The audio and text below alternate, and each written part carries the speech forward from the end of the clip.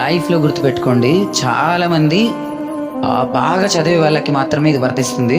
So first rank వస్తేనే నాకు పేరు ప్రఖ్యాతలు వస్తాయి, ఫస్ట్ ర్యాంక్ వస్తేనే నాకు నా జీవితంలో కావచ్చు, ఇంట్లో కావచ్చు, సమాజంలో కావచ్చు కీర్తి ప్రతిష్టలు ఉంటాయి అనుకోవడం మాత్రం చాలా తప్పు.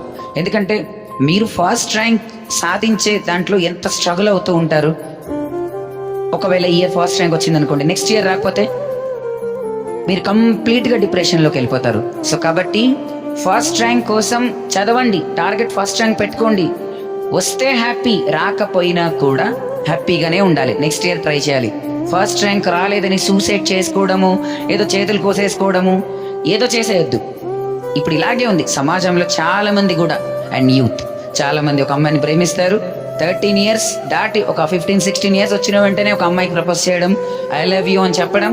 సో అంతే, ఇంకా తను యాక్సెప్ట్ చేస్తే కొద్ది రోజులు ఆమెతో గడపడం, తర్వాత కలిసి ఇద్దరు తిరిగేయడము, తర్వాత ఆమె వదిలేయడం, ఈడు బాధపడ్డం, నా లవ్ ఫెయిల్ అయింది, తను నాకు దూరం అయింది, బ్రతికి వేస్ట్ అయిపోయింది మామ, నా జీవితం ఇంతే మామ, తాగేద్దాం మామ, ఏదో చేసేద్దాం మామ, చచ్చిపోదాం మామ. అంటే కొద్ది రోజులు పరిచయమైన అమ్మాయి గురించి అంత చావు దాకా వెళ్ళగలిగిన నువ్వు, తల్లిదండ్రులు కని పెంచి, నువ్వు టాయిలెట్ చేస్తే తుడిచినా, నువ్వు వాష్రూమ్ చేస్తే కూడా క్లీన్ చేసినా, ఏది చేసినా కూడా నువ్వు వాళ్ళకు విలువ ఇవ్వకుండా నిన్న మొన్న వచ్చినటువంటి అమ్మాయి కోసం కంప్లీట్ ప్రాణాన్నే వదిలేసుకోవాలనుకుంటావు.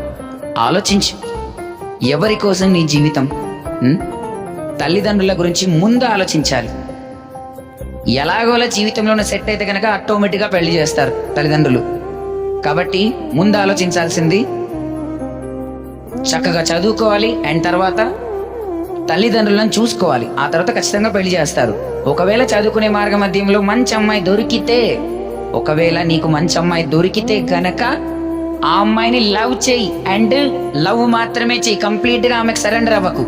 అంటే నీ చదువు పక్కన పెట్టి ఆమె కోసం టైం కేటాయిస్తే గనక నువ్వు ఫెయిల్. అంతే, లవ్లో ఫాస్ట్ అయిపోతావు. లవ్లో కూడా కొద్ది రోజులే ఫాస్ట్.